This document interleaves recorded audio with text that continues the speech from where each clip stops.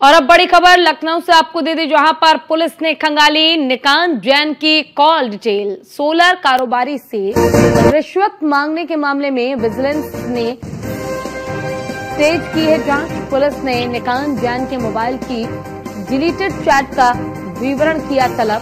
Forensic विशेषज्ञों ने recover की निकांत के मोबाइल की चैट। विजिलेंस ने इन्वेस्ट यूपी से भी मांगी है सूचना। जल्द एसआईटी भी जेल में करेगी निकांत जैन से पूछताछ। तो देखिए, विजिलेंस ने इन्वेस्ट यूपी से भी मांगी है जानकारी और जल्द एसआईटी भी जेल में करेगी निकांत जैन से पूछताछ। तो यूपी से बड़ी खबर आपको बता रहे हैं, जहां पुलिस ने खंगाली है निकांत जैन की कॉल डिटेल्स खंगाली गई हैं। सोलर कारोबारी से रिश्वत मांगने के मामले में विजिलेंस के नेता की जांच की जा रही है। किसी भी हाल में बख्शा नहीं जाएगा अगर निकांत दुबे दोषी पाए जाते हैं तो, क्योंकि साफ योगी आदित्यनाथ ने कह रखा है कि पहले दिन से ही उत्तर प्रदेश में जीरो टॉलरेंस की नीति है। किसी भी गलत बर्ताव को, गलत काम को बर्दाश्त नहीं किया जाएगा। ज्यादा जानकारी हमें पंकज मंडल, हमारे संवाददाता लगातार जुड़े हुए हैं, वो हमें देंगे। पंकज, देखिए, पुलिस ने निकांत जैन की कॉल डिटेल खंगाली है। इसके अलावा जो डिलीटेड चैट है, वो डिलीटेड चैट भी रिकवर करने के निर्देश दे दिए गए हैं। कुल मिलाकर जिस तरीके से सोलर व्यापारी से रिश्वत मांगने के उन पर आरोप लगे हैं, तो इन आरोपों के आधार पर अगर अब तक के जांच की हम बात करें तो हो सकता है कि निकांत दुबे पकड़े जाएं या फिर दोषी ठहराए जाएं।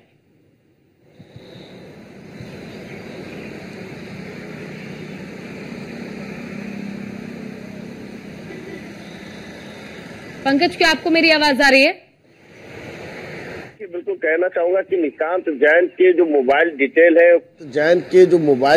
है, कॉल डिटेल है, वो सारे फॉरेंसिक यानी एक्सपर्ट द्वारा निकाल लिया गया है। सबसे महत्वपूर्ण बात है कि उनके मोबाइल द्वारा जो चैट किया गया था, वो चैट भी रिकवरी कर ली गई है। उसी के आधार पर तमाम सारे उनसे सवाल खड़े होते हैं। कहीं ना कहीं जिस तरह से अभिषेक प्रकाश जो IAS है, इनके ऊपर जो गाज गिरी है, ऐसे में निकांत जैन इसमें वर्तमान में जेल में है। महत्वपूर्ण बात है कि उनके मोबाइल को जब्त कर लिया गया था। मोबाइल से तमाम सारे अहम उनको सुराग मिले थे कि कहा, यानी कहीं कि जो सोलर कंपनी द्वारा जो इनसे घूस रिश्वत मांगे जा रहे थे, उनके सारे डिटेल उससे प्राप्त हुए हैं।